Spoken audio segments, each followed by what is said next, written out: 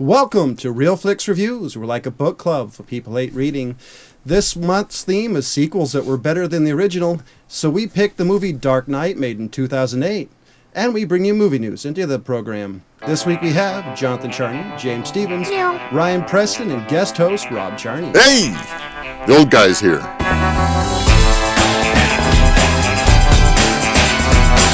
So who has the synopsis of this movie? I think Johnny does. Nope, I'm picking James. All right. Override. So, The Dark Knight, 2 hours and 32 minutes. When Batman, Gordon, and Harvey Dent launch an assault on the mob, they let the clown out of the box. The Joker, bent on turning Gotham on itself and bringing any heroes down to his level. Yeah, they pretty much spoiled the movie without spoiling it. Yeah, I think you need to be closer on the mic, by the way. Anyway, I love the tagline of this movie. Which one was that? Why so serious? Right? That was the... That's what IMDb says is the tagline. Why so serious? Yeah. That was also the social, was it the viral marketing thing? You saw the Joker and why so serious? So this was... I think I'm going to jump on this one. Okay. I'm going to jump on this one just because I picked it and I want to. Anyway, I got to say it again. I really got to dislike Bale's Batman voice. I really do. Just hello, I'm Batman. Right? It sounds it sounds like what happens after you go like an all-night meth bender. You know, smoking cigarettes at the same time. Should we just restart with just keep going. Anyway, we lost Ryan again. But I got to say the star of this movie is not Bale. It's not Kristen Bale. No, totally it's not Aaron Eckhart. Nope. It is Heath Ledger. Heath Ledger totally 100%. steals this movie. And this is his swan song. This is the best role I think he's ever done. Or and, ever did. You know, I gotta say, he won't be doing another one. And on top of that note, it's the best Joker outside of Mark Hamill's Joker. Well, you want to explain what that's from then? The Mark Hamill Joker is from the 90s to 93 Batman early series 90s. That was marketed for tweens and teens, and it was the Joker in there is basically this Joker on cartoon. Heath Ledger brought that Joker to life. Mm-hmm. And from everything I've read, that version of the Joker is really based off a lot of the stuff that came out of the 80s. A lot of the actual comic books. Yeah, and I just look at it as Heath Ledger saw that and studied it and brought that to live action. Nobody has ever done one like that before. He spent a whole month by himself in a hotel room prepping in front of for this. Prepping for this. Yeah. Unbelievable. I just got to say thanks for choosing this movie because I forgot how good, in my opinion, how good this movie was. Yeah. And the reason I think I have a different feeling about it now than when I saw it is because we saw it right after the news came out that he died. Oh, yeah. And it's just, you just kind of go, man, he's doing such a great job, but he just died. And it took the whole feeling for me away from the movie. So. Now, Rob, you, I'm sure remember the 1966 Adam West Batman. Yeah, absolutely. I remember that one. Yeah, but he was alive. It wasn't reruns. I saw it. Yeah. What about it? You have. I need to hear your comparison from Adam West to what they've gotten to now. Oh, you sure you have time? The comparison? There is no comparison. Adam West was the whole idea. The poor guy ruined his whole career. His whole life went down in the toilet when he decided to take that role. So, but it was awful. As watching as a kid, I mean, it was still a fun Batman for a kid. Yes, but this is okay. Maybe I wasn't young enough to find it fun because it was. Even then, it was a joke. Yeah, my other point about this movie is one of the reasons why I love this one. I think this one's better than the first one. Is Katie Holmes is gone. Right. Now, Rachel Dawes is one of those sub-characters that you're not really a fan of unless you're like really into the love story of Batman. Right. Is she actually in the canon, the original canon? Because I don't remember that at all. As far as I know, in some of the cartoons or the comics, yes, she was around. But really? I don't know how much of a love interest she was in. Like one or two that I read, I saw something about a love interest in. Anyway, but Maggie Gyllenhaal did a lot better role than Katie Holmes. Yes. I'll have to be honest, part of me wanted her Katie Holmes back just so you could have parody within the series itself. Yeah, but I'm so glad that what they did with that character, they brought her back and then killed her. Yeah. So it's like, let's clean up that mistake. That's true, yeah. That's kind of, I wish there was parody. But anyway, I love the I gotta say the way that they brought the villains in there, the Batman villains. I always looked at Two-Face and the Joker as the best Batman villains. Yeah. Yeah, I Well, agree. there are other ones I like, but I think those two are the ones that are more, I guess, realistic. Because Killer Croc and some of the other ones are kind of they're a little fantasy kind of. I do, however, love the Scarecrow. I do like who they picked for the Scarecrow. He did a good job of that. Yeah. And then that's the one that I like. On top of that, I mean, he was always one of those characters that kind of played with your mind, but he was drug induced. Unlike the Joker, who literally twisted your mind around. I do have to say, my favorite thing I read about this recently was the tongue thing that the Joker did was based off of his real life tick. Oh. That's why it seemed so natural when he did it, because he actually did it in real life and just extended it, added more to it. Wow, added more character to it. Yeah. But there is a scene in here that makes me forgive Ledger for Brokeback, which is actually saying something. Yeah. It's it's the magic act. Wait, hold on. Just a moment of silence. Let that sink in. Yes, okay, I actually forgave Heath Ledger for Brokeback off of the scene when he goes in and proposes his deal to all the underworld bosses, and he comes in and goes, "Let me show you a magic deck." Shows a pencil. Watch. It disappeared. Yes. Disappears. Yeah. I love the whole jacket. That's not. Let's not blow things out of proportion. I love the whole scene, and I love the fact that one guy's like, good trick. Yeah. The other thing, so you're right on the point. He is the star of this movie. The other thing I was going to mention is there's a thing that Nolan does in this one that he really didn't do in the first one, but he carried it over into the third one, is the heightened sound that he does during the stressful scenes. Like in the beginning where he brings it in and he basically kills all the background noise except for the noise that's going on during the scene when they're shooting the gun. My favorite part, you also don't hear that stupid theme song all the time. Yeah. Because you notice in a lot of movies, when stuff like that happen, you like in Star Wars, dun dun dun, you don't hear that, which I think, like you said, really heightens it because you don't know what's really happening. You don't feel that. Yeah, the two scenes that are really big in showing this is showing what I'm trying to talk about is the opening scene where Joker's robbing the bank. Mm-hmm. And then the convoy scene. You're right. It is quiet. I never noticed that. Everything quiets down. There's kind of a little note that gets played during the convoy scene that you kind of hear. But for the most part, all the sound you hear is what is going on in the scene that he's showing you. There's no background noise. There's no real kind of white noise or anything going on. It's just what is going on. In the convoy scene, scene, you hear the hum of the engine. It's focused. You hear some I think we're doing it. The sound is focused. That's a good word. Yeah, Thank you. Yeah, and I agree with you. I think that's what heightened it. Is because it wasn't all this white noise and all this junk. Yeah, it was focused on what he was doing when he was doing it, the sounds of it, his like John said, his tick, with his mouth, and I mean everything was just amazing. Yeah, so it wasn't like the movie Transformers where there was everything just thrown at you. Yeah, there's as much noise as you can make. You hear the Transformers moving and their joints, and just it's so much mayhem. Well, wait till you get as old as me. My joints kind of sound like that too, right? So, Ryan, I'm going to pass it off to you. Well, man, okay, let's see. You guys kind of brought up most of the stuff I was going to say. Okay, working backwards. The lack of sound, man, I that's one of the things I noticed the most, especially with the opening scene. And it does kind of focus your attention, but it also kind of this music when in movies like this, especially big epic movies, has a tendency to tell it to feel. Yeah. Hey, Ryan. At any given moment. Hey, Ryan, can you slow down a little bit? Because you're kind of breaking up. So just try to. Sure, I slow down. Okay, basically what I'm saying is. Well, you're kind of... Sorry, I don't know. Skype's doing it to you again, bud. Yeah, we're hearing every other word, basically. You there?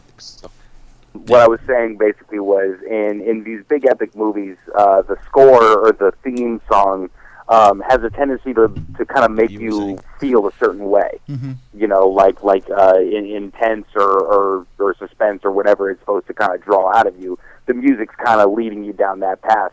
When you don't have the music, the only thing that you're sitting there with a feeling of is like, what's going to happen next? Yeah. What's going on? What's happening here? It's kind of and then you start paying attention to the bigger scope and or to the smaller details. You know, it's kind of what No Country for Old Men did with not really having a soundtrack. Right. The opening 10 minutes of that, no words, no music, just this guy finding money. Yeah, I was gonna say, wait, there was actually no music throughout the movie. I don't remember any music in the entire thing unless it was on the radio. Yeah, just about. Yeah. Yeah. Well, yeah. I mean, playing off of the ambient noise, mm-hmm. it serves to set you in the world a little more. I mean, you know, you're still obviously telling a movie on this big scale and big scope, but letting those moments kind of just sit in your head for a couple of seconds without, you know, like I said, being led down the path of the score. Yeah. Is really cool. And the other thing, like I said, working backwards, the Joker. I love that James brought up Mark Hamill's Joker, because that, to me, because I didn't grow up in 1966 with Adam West's Batman. Come on, you barely grew up in the Batman 90s. From a couple of comic books when I was a kid and the animated series. Yeah. The animated series. And, dude, I didn't even know Mark Hamill was the voice until maybe 5 years ago. I shit you not. Really? Yeah. Which is, I know, embarrassing. Wow. But, yeah. But I know. Such a turnaround from Luke. It goes to show how good summer. of a character he really was with that voice. Yeah, such an amazing voice actor. Amazing voice actor. And and how many times I've seen Star Wars, dude, and I never picked out that was Mark Hamill. I mean, he turned himself into the Joker. He was somebody entirely different, to where every time I even read a comic book, that's the voice I hear. Yeah. Well, I think the difference is you get to see voice acting instead of physical acting. Is you get to see the emphasis he puts on words, how he says it, the slurs. You really get to hear the fine actability of a voice actor versus, like, you know, a video actor. Yeah. Right. And Heath Ledger, you know, obviously, I think we all saw it, you know, shortly after hearing. I think he died in the summer. Yeah. Or just before the summer, maybe the spring before the movie was coming out in the summer.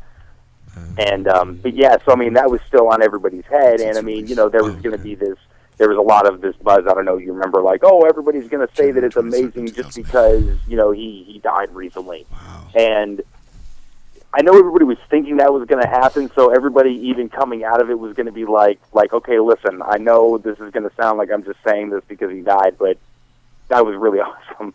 You know, so many people were actually blaming what Rob brought up in the beginning of him locking himself in the hotel room for that month to get this character down. They were blaming that. That was really which is wrong. Bullshit. Well, it is. Well, if you look at it in one way, that was really the mythos that this particular movie brought to you. Is it's anybody who knows anything about Batman knows the Joker, knows the character, knows that the Joker is completely and utterly insane. So I can see buying into that and going, anybody who plays the Joker to any level like he did might have had a hard time adjusting, getting off of that. You know what?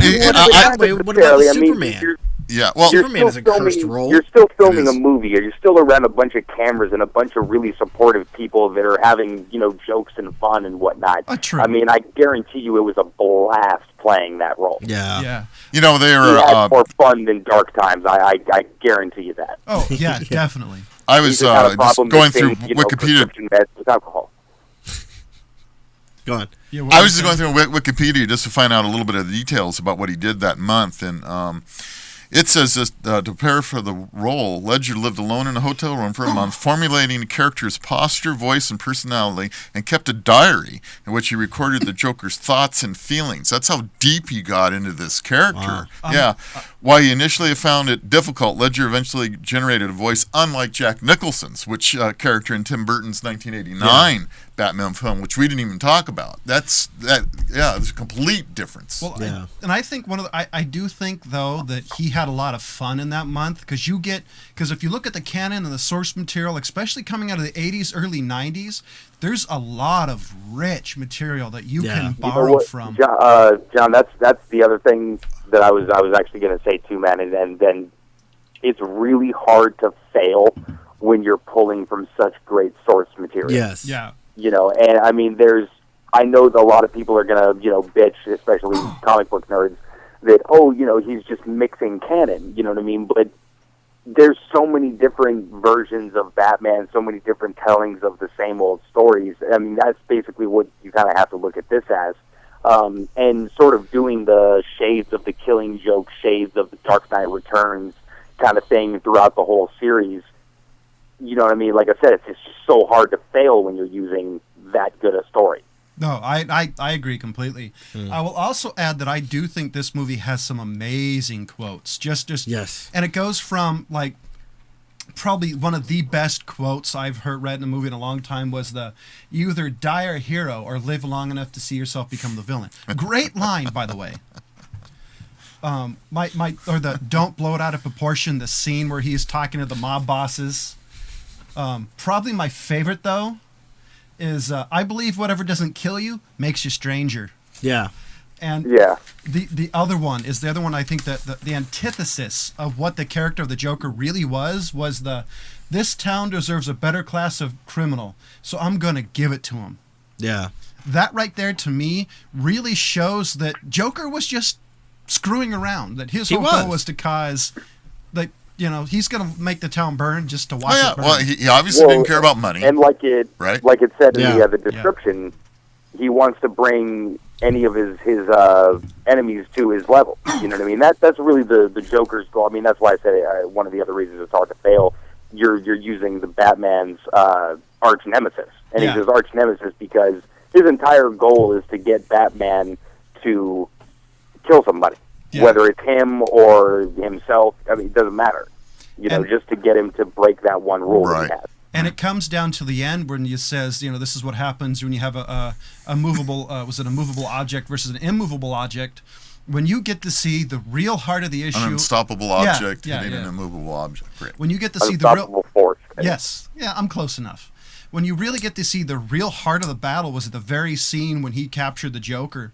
When he says that line and you get to see the eternal, the forever battle they have is Joker's whole thing about doing this is just because of bats. Right.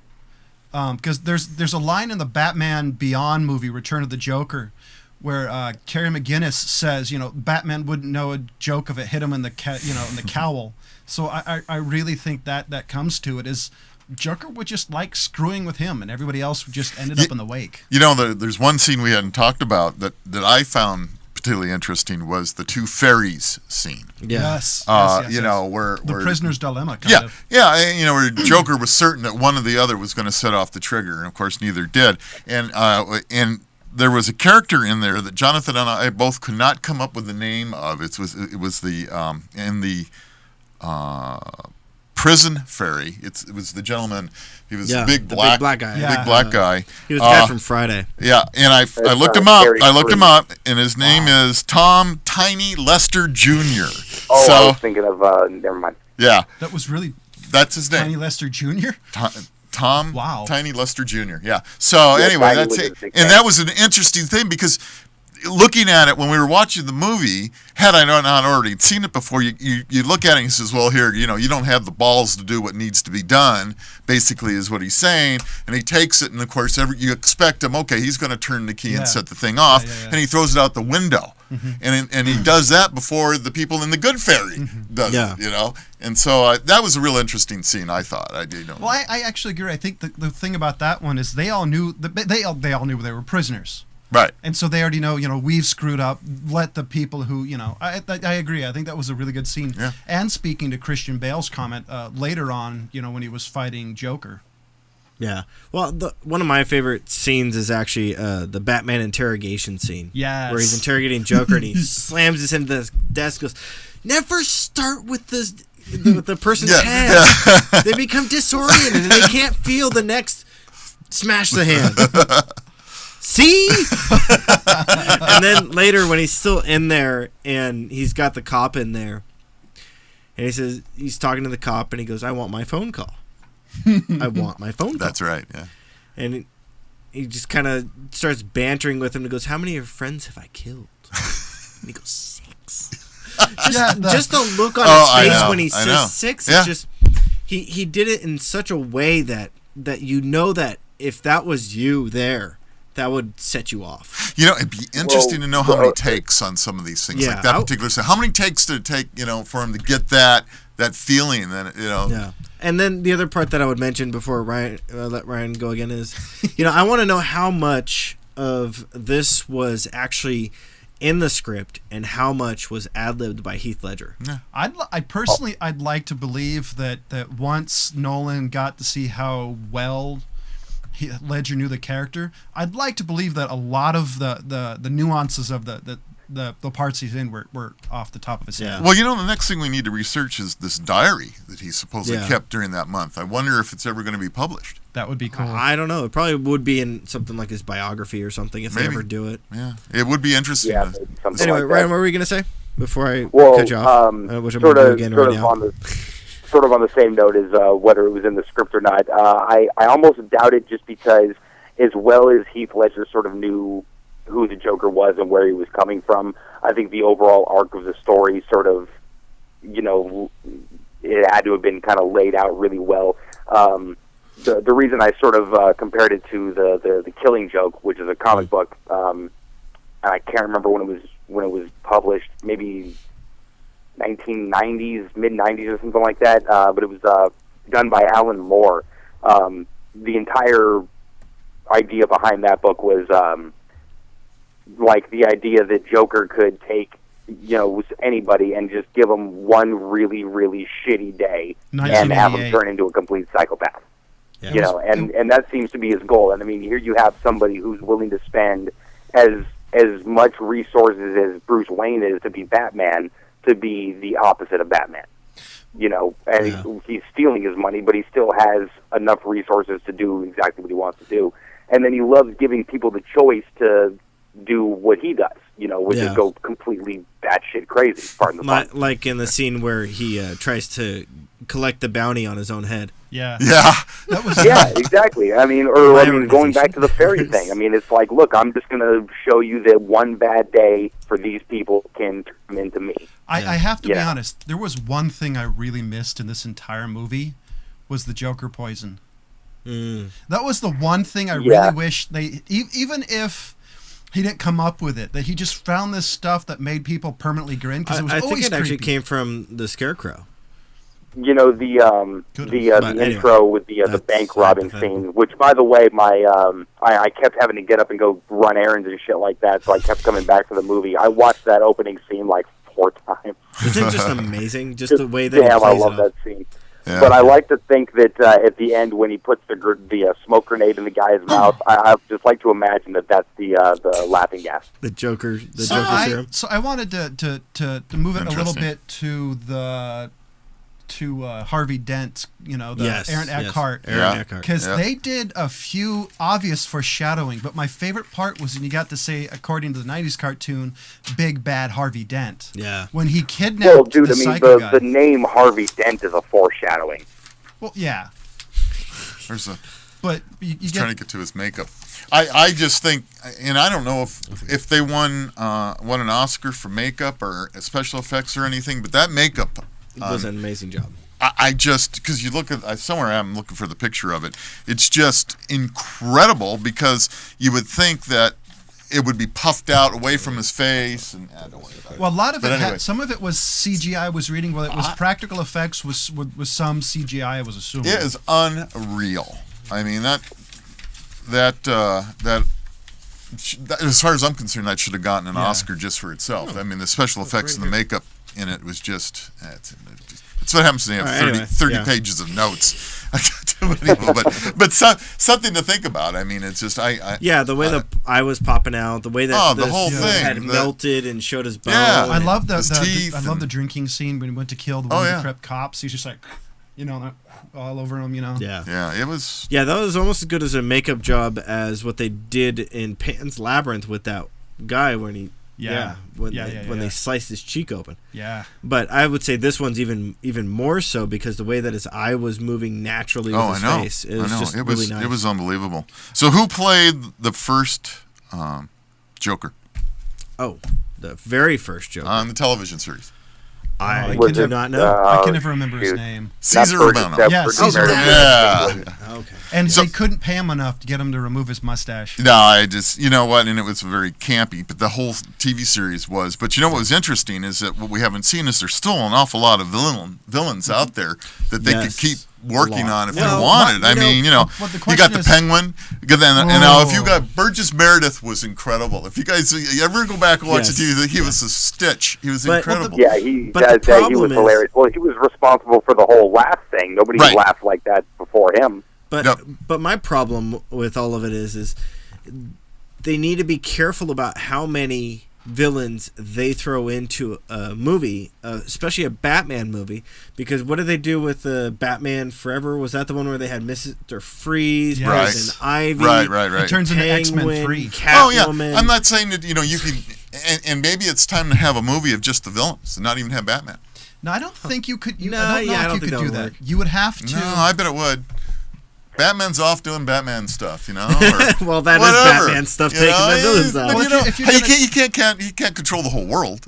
Come on, this is Gotham, so we're only talking about Gotham. Well, if you want to talk about that, you could go later on in the canon when they do Batman Incorporated. Oh, jeez. Yeah, really. The other thing I thought the funniest scene in the whole movie was kind of Bruce Wayne's James Bond moment when he was picking up the armor plate and hit a button and those batarangs flew out of his. It's like that commercial, that James Bond commercial. Yeah. No, I have to say, going back to Aaron Eckhart, is I thought he did a really good job. Mm-hmm. But as far as I'm concerned, everybody in this movie, no matter who they were, whether they were supposed to be Batman, Two-Face, Lucius Fox, Alfred Pennyworth, any of them, took a backstage to the Joker. So even the role that Aaron Eckhart did, or Commissioner Gordon, they did really good jobs in the role they did. They played the character really well, but you just kind of lose that because of the way Heath Ledger was in this. And I do got to say, Aaron Eckhart did a great job. He did. The makeup people, fantastic, phenomenal, beyond what you would expect. I think the role was really well. I don't, when he was playing Two-Face, I think he overacted it at times. I think there was a few times where he pushed the rage too much, that it wasn't wasn't a psychotic, it was more of just a hatred, which was Two-Face, but I think it wasn't. I don't know, it was a little much for me. I always thought that fit as some guy in this manic rage who whole world escaped, that basically died, and there's all this stuff, like this rage he's been holding back. That's kind of the way I took it. Well, the one scene that I think that he did really great was when he's in the car with the Italian mob boss guy. Yeah. And he flips the coin and goes, okay, and then flips it again, and he goes, he's not lucky. Who? Your driver. Boom. Yeah, as he that he whole buckles up scene first, to me is what I see Two-Face as. Yeah. Yeah, and He's I'm a really controlled glad psycho. they didn't play on the whole split personality bullshit. Yeah, like what was it, Tommy Lee Jones? Oh, I'm really happy and really, like chill and businessman, and then I'm really pissed off. Yeah, I thought that was a little bit of a stretch. I thought that scene when he's dealing with I can't think of the guy's name. Can you pull it up? It was like which guy? The Tommy Italian Lee Jones? guy. No, the Italian guy. Oh. In that scene with the car. I thought that was the really good pinnacle scene of what the Two-Face character was supposed to be. Oh, it's Eric Roberts. Moroni. What was his character? Moroni. Thank you. Moroni, yeah. Anyway, but that's the scene that I see where Two-Face is really Two-Face. Not like Ryan said, where it's a split personality, which is what Tommy Lee Jones played it as. Right. More of a controlled rage psycho.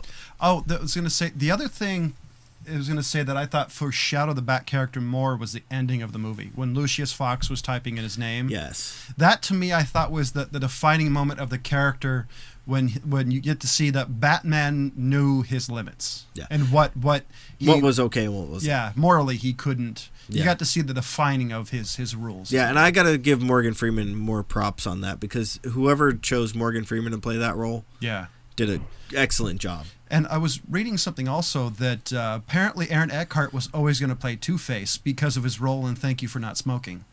Oh, really? When that was a really good movie by him. Yeah, and apparently he was always the character he was going to play, according to what I read. Wow, that's interesting. You know what? I really hadn't even thought about it so much until right now. But James, you already brought it up, man. But how much Heath Ledger really stole this movie? Yeah. Based on how many amazing actors were in this movie. Yes. So, like, you almost forget that Morgan Freeman, Christian Bale, Aaron Eckhart. Can you pull up Alfred Pennyworth? I can't think of his name. Michael Caine. Michael Caine. I mean, Morgan Freeman. There's so many amazing actors in this movie, and then it's all just Gary Oldman. forgotten about because of Heath Ledger. Yeah, because Heath Ledger just blows it out of the Oh, water. yeah. So, Ryan, what do you give this movie? Oh, man. 4. Man, yeah, definitely a very, very solid 4, damn near a 5. It's the most, on point Batman that's been made so far. So, what about you, Rob? It's the 17th top grossing movie ever. Really? So think about that. Wow. When I read that statistic, I went, wow, everybody must really like this movie. that's up there. And because I don't know what a 5 movie is. I don't know. 5 it exceeded and went beyond any expectation you may have had. I understand the definition. I'm thinking to myself, have I seen a 5? And that's what I'm going at. So I'm with James, with Ryan on this one. I think a 4 plus. Okay. I really enjoyed, and the reason I said that is because I really enjoyed watching the movie. It was one of those things like, now we got to sit down and do homework. It wasn't homework; it was actually having a good time watching the movie, and that's what made. Well, and keep in mind, guys, this is a character that's damn near 80 years old. Yeah. Right. But this is a character who keeps getting reinvented, that keeps getting better, keeps getting changed. I don't know how much better you can get than I agree. where the character. I don't think anybody should ever. We should all be dead before another guy tries to play this role. For me, this one is a straight 5 out of 5. Oh, wow. I don't give that lightly. After seeing Batman Begins, I didn't think that they could do better. Yeah. And they blew it out. I think this is better than the first or the third.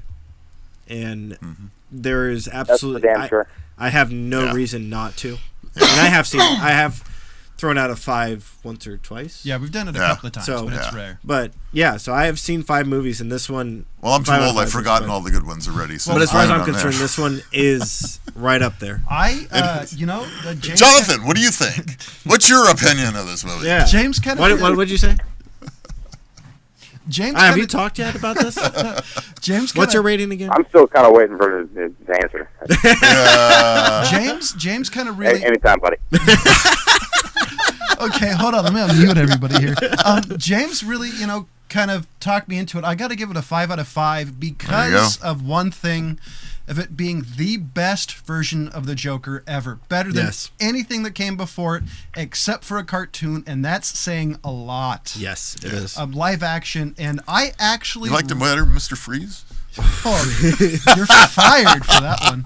I have to say, old guy joke. I actually really hope, and I really hope there's never another Batman movie with a Joker in it, because after Ledger, you have a high. You couldn't do high it. Standard and I was serious when I said we should all be dead before they ever try it again. And that's very true. I think you could do it, but it would always be a version of Ledger's Joker. You know what they could do?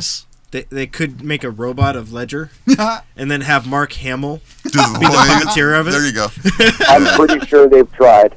Yeah, probably. So we got a few minutes left for movie news, and James, what good or bad news? Okay, do you let have me put it this way. Other than Ryan, have you guys heard of Paul Rudd? Yes. And I'm not sure if I'm looking forward to this. Does John know what I'm going to say? No, but He is Ant-Man. is he really? Ant-Man. Yes, No shit. he is going to be playing Ant-Man. Because last time I That's heard, awesome. I'm totally into this. because last time I heard they were still trying to go out of over Joseph Gordon-Levitt. Nope, Joseph Gordon-Levitt was part of the rumor. Paul Rudd was the other part of the rumor. And the rumor is now that it is final. Paul Rudd is Ant-Man. That is awesome. So, that's what we have to look forward to. So for everybody, let me give you a little bit of movies he's known for. Role models: Anchorman, I Love You Man, Knocked Up is the top 4 on IMDb. So this. Don't forget about Clueless, yo. Wow. So, Wow. now, what do you guys think about Stephen King novel movies? The It Langoliers. depends. Most of That's them one that are I awful. hadn't thought of in a while. That'd be one to be fun to watch again. Well, but this is the picture of the guy that they were talking about. There, there we you go. just had it for a second. There, right there. The interesting thing Oh, is the only good Stephen Sorry, King Jonathan. movie that everybody really likes is the one that he didn't really The have Shining? anything in. Yeah. All right, you want to get sued, boy? The Shining. Because everybody likes the Kubrick version. Now, this one is coming out Cell. It's got there's no date posted on it. The thing that I find interesting about this is that this is the synopsis of it is when a mysterious cell phone signal causes apocalyptic chaos, an artist is determined to reunite with his young son in New England. And this is starring John Cusack, and Samuel Jackson has just been rumored to be picked up on it. Oh, wow. Sounds like one of his more serious movies. And it's a horror. That's what they're saying. It's going to be a horror. So this is an interesting thing. I've never heard of this. It's based off one of his novels. Is it a novelette? Does it actually say novel? It says based on a novel. Wow. Now the interesting thing, and Ryan, you'll kind of back me up on this. Of what did you think of Paranormal Activity 2? It was the first one was so meta and so based on the marketing that it wasn't the same for the second.